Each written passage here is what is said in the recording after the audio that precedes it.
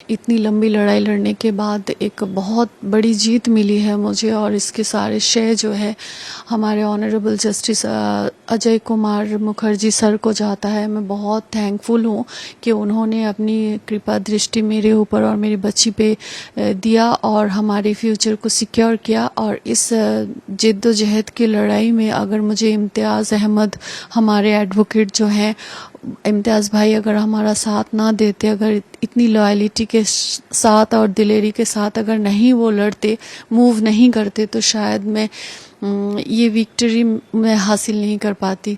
तो इसके लिए मैं बहुत थैंकफुल हूँ, मुझे बहुत खुशी है और मुझे अच्छा भी लग रहा है कि अब इंशाअल्लाह ताला मैं अपनी बच्ची को अच्छी एजुकेशन और उसकी लाइफ को इजीली मेंटेन कर पाऊंगी।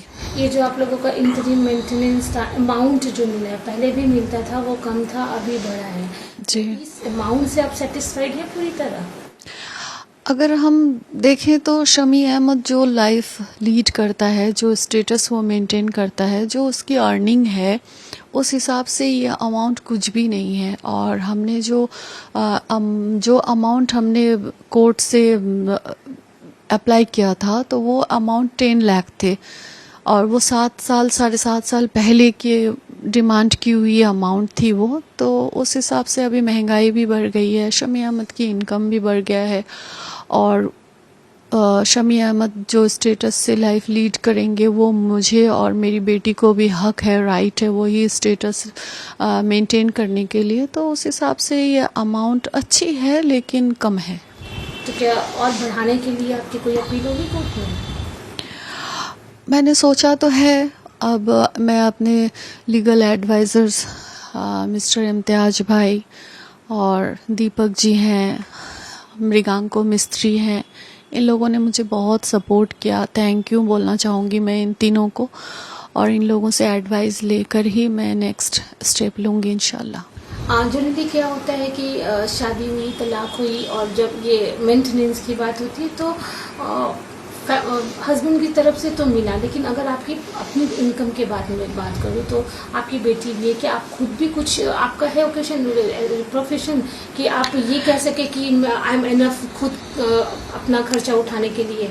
नहीं, क्योंकि हम मेरा जो प्रोफेशन था शमी अहमद से शादी करने से पहले वो मॉडलिंग और एक्टिंग की थी और मैं एक जॉब भी करती थी, तो उस टाइम मेरे लिए इनफ था। लेकिन शादी के बाद शमी अहमद ने बाय फोर्स बोलिए मुझसे मेरे सारे प्रोफेशन से छुटवा दिया था कि मैं कोई प्रोफेशन में नहीं रह सकती, मैं कोई काम नहीं कर सकती, मैं हाउसवाइफ की ही ज़िंदगी जीऊँगी। तो मैं शमी अहमद से इतनी मोहब्बत करती थी, या अपने संसार में या अपने बच्चे में मुझे रहना भी अच्छा लगता था, तो मैंने खुशी खुशी इस चीज़ को मैंने एक्सेप्ट किया था। लेकिन उसके बाद से तो मैं अभी हाउसवाइफ ही हूँ, तो उस हिसाब से मेरी खुद की कोई अर्निंग नहीं है। तो अभी हमारा भरण पोषण का सारा जिम्मेदारी शमी अहमद को उठाना ही पड़ेगा। लेकिन इस चीज़ के लिए उसने डिनाई किया तो हमें कोर्ट का दरवाज़ा खटखटाना पड़ा। और कोई इंसान अगर खुद की जिम्मेदारी ना उठाए तो शुक्र अल्हम्दुलिल्लाह कि हमारे देश में कानून है, कानून उसे ऑर्डर देगा कि अपनी जिम्मेदारी उठाओ। लेकिन आप तो उस काबिल हैं कि आप खुद भी कमा सकती हैं अपार्ट ऑफ दिस मेंटेनेंस, ना कि एकदम भरोसा आपका वो मेंटेनेंस ही है। नहीं, अभी फ़िलहाल तो मेंटेनेंस ही भरोसा है। आपके ऐसा मतलब कभी आपने सोचा था कि जिनसे मोहब्बत किया, शादी की, फिर उन्हीं से ही पूरा सेपरेशन हो गया, एक अच्छा लाइफ आपने सोचा था उनके साथ, क्या वजह रही कि आज ये दिन है कि वो अलग और आप अलग हो गए? कोई इंसान भी नहीं चाहता कि किसी इंसान के साथ रिश्ता जो है इतना ख़राब हो जाए। लेकिन अगर जिस इंसान के साथ आप रिश्ता जोड़ रहे हैं वो इंसान ही अगर ख़राब हो, इंसान ही अगर क्रिमिनल हो, और क्रिमिनल के शक्ल में गंदे जहनियत के लोगों के चेहरे पे लिखा हुआ तो नहीं होता ना कि वो इंसान गंदा है, गलत है और क्रिमिनल है, वो इन फ्यूचर आपको बहुत बड़ी मुसीबत में गिराएगा, आपकी ज़िंदगी और आपके बच्चे की ज़िंदगी के साथ खिलवाड़ करेगा, उसका कैरेक्टर निहायत ही गंदा होगा, ये किसी के चेहरे पे नहीं लिखा होता है। और बहुत सारी महिलाएं हैं जो बहुत सारी प्रॉब्लम्स को फेस करती है, तो उसी हिसाब से मैं भी ऐसे ही शिकार हो गई। शमी के लिए कुछ बोलना चाहेंगे? मैं यही कहूँगी कि अल्लाह ताला ने बड़े बड़े गुनहगारों को माफ़ किया है, तो ये भी अपने हर कुकर्म से तौबा करे, गंदी जहनियत को साफ करे।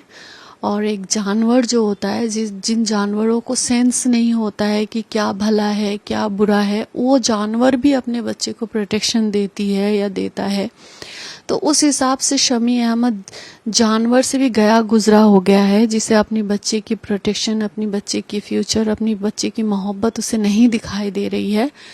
तो मैं यही उससे कहना चाहूँगी कि खुदा के वास्ते, अपनी आखिरत के वास्ते, अपनी ज़िंदगी के वास्ते, ये गलत जिद, कुकर्म करने के बाद जो एक जिद है कि मैं हसीन को बर्बाद कर दूंगा, ये जिद वो छोड़ दे। 7 साल हो गया, वो मुझे नहीं बर्बाद कर सका, क्योंकि मैं न्याय के रास्ते में हूँ, हक के रास्ते में हूँ, और वो अन्याय के रास्ते में है। उसने मेरे साथ बहुत गलत किया, बहुत कुकर्म किया है, उसने मेरी बच्ची के साथ उसने अन्याय किया है। तो ये सब उसे भुगतना पड़ेगा ही, इन सब चीज़ों को।